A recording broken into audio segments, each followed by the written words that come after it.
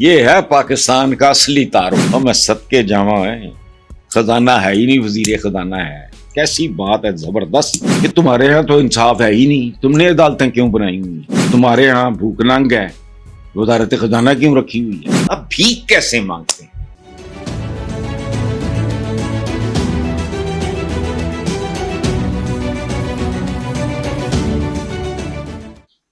اگلی بات سبحان اللہ, یہ ہے پاکستان کا اصلی تعارف.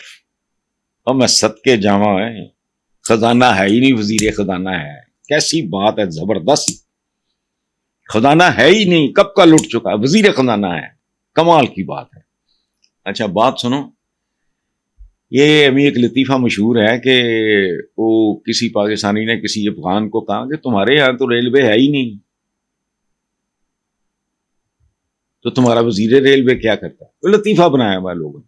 تو اس نے آگے سے ہنس کے کہا کہ تمہارے یہاں تو انصاف ہے ہی نہیں, تم نے عدالتیں کیوں بنائی ہوئی ہیں, تمہارے یہاں بھوک ننگ ہے, وزارت خزانہ کیوں رکھی ہوئی ہے. یہ ایک لطیفہ ہے, لیکن اس کے ان بٹوین دا لائنز پڑھیں تو پاکستان کی بہتر سمجھ آئے گی. بہرحال ہمارے وزیر خزانہ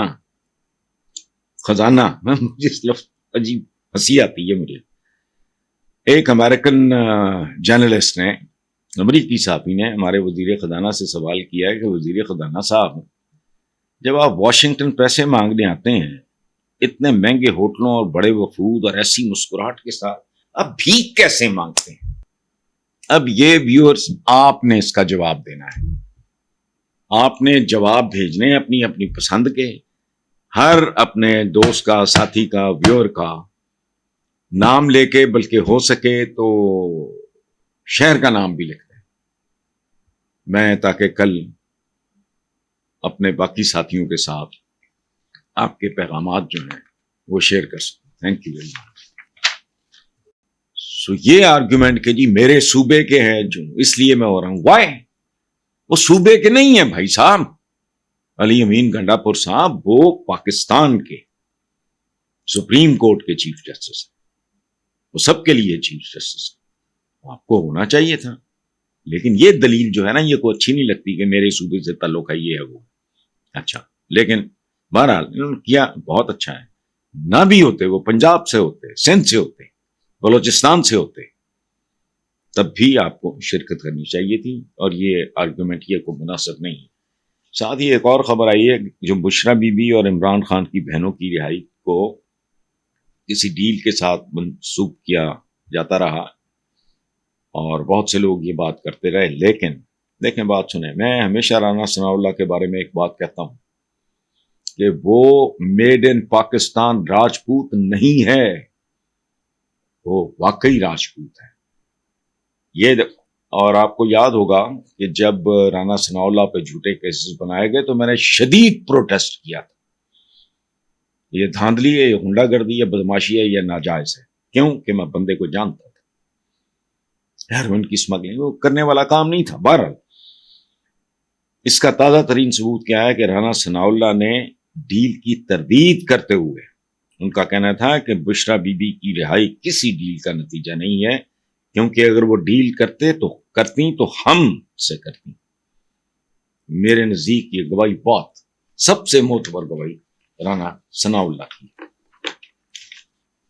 الیکشن کمیشن کی جانبداری, اس میں بھی شک کوئی نہیں, اور پرسیپشن بہت خطرناک ہوتی ہے. میں کہتا ہوں جانبداری نہ بھی ہو, وہ غیر جانبداری ہو, اگر پرسیپشن یہ ہے تو وہی ریالٹی ہے, یہ یاد رکھنا آپ. اچھا, عدالتی حکم کے باوجود مخصوص نشستیں ابھی تک پی ٹی آئی کو نہیں دی گئیں, تو اس کی وجہ کیا ہے؟ دیکھیں بات سنیں, الٹیمیٹ ریالٹی اللہ کے بعد اس کی مخلوق ہے, یعنی عوام. آج نہیں تو کل, کل نہیں تو پرسوں, پرسوں نہیں تو نرسوں. اس کی کوئی نہ کوئی قیمت ضرور چکانی پڑے گی. اور ہوتا کیا ہے, جب عوام کے ساتھ اگر وہ بہت کمزور ہوں, مجہول ہوں, بے بس ہوں, تو ایک کام وہ کر سکتے ہیں. وہ کیا ہے؟ کوئی نہیں روک سکتا ان کو. ان کے اندر اپنی ریاست کے حوالے سے لا تعلقی جنم لیتی ہے. They don't care. اس کا مظاہرہ گلی گلی میں، سڑکوں پہ، موٹر وے پہ ہوتا ہے۔ اسٹیٹ کے ساتھ اتنی ہی وابستگی ہونی چاہیے جتنی ایک بچے کی اپنے گھر کے ساتھ ہوتی ہے۔ وہ لا تعلق، خود کو سوتیلی اولاد محسوس کرتے ہیں، اور اسٹیٹ کے ساتھ جب لا تعلقی جنم لیتی ہے انسانوں کے درمیان، تو یاد رکھیں اس کا فائدہ نہ ان انسانوں کو ہوتا ہے نہ ریاست کو ہوتا ہے، بلکہ دونوں کے لیے یہ زہرناک صورتحال ہے۔ سب سے آخری اور اہم چیلنجز ہیں عدالتی فیصلوں کی تعمیل۔ 77 سال ہو گئے، مجھے بعض اوقات شرم بھی آتی ہے اس طرح کی باتیں کرتے ہوئے۔ 76-77 سال ہونے کے بعد ہم کن باتوں پہ گفتگو کر رہے ہیں، لیکن میں مجبور ہوں، یہی موضوعات ہیں۔ کن باتوں پہ؟ 77 years is a lot of time۔ اور وہ دانشور نہیں ہیں، دکاندار ہیں، اور پتہ نہیں کن کے دلال ہیں جو یہ کہتے ہیں کہ قوموں کی زندگی میں 60-70 سال کیا ہوتے ہیں، اور قوموں کی زندگی میں تو پہلے 20-25 سال ہی سب کچھ ہوتے ہیں۔ انہوں نے ہی رخ کا اور سمتوں کا تعین کرنا ہوتا ہے کہ اس ملک نے جانا کہاں ہے۔ ہمارا پہلے ابتدائی اشرہ جو تھا، اس میں اگر یہ ملک ٹریک پہ چڑھ جاتا تو آج میں کوئی لمبا چوڑا دعویٰ تو نہیں کر رہا، پاکستان ایک منی سپر پاور ہوتا، لیکن ہم کہاں ہیں؟ نسلیں ہماری گروی پڑی ہیں، بچے جو پیدا بھی نہیں ہوئے وہ گروی پڑے ہیں، جو پیدا ہو چکے ہیں وہ بے روزگار ہیں یا وہ اسکولوں سے باہر دھکے کھا رہے ہیں، جن کی تعداد کروڑوں میں ہے۔ تو اس لیے پتہ نہیں، آئی ڈونٹ نو، چونکہ جب کسی کے پاس اقتدار ہوتا ہے، طاقت ہوتی ہے، وہ عقل کل سمجھتا ہے اپنے آپ کو، حالانکہ وہی وقت ہوتا ہے۔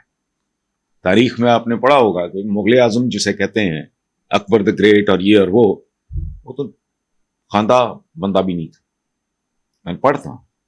اس کے چچاؤں نے جب ہمایوں، اس کے والد اکبر اعظم کے جب گئے، انہوں نے یرغمال رکھا اکبر کو، پڑھایا نہیں ان بدبختوں نے، لیکن ہی واز اے جینیس۔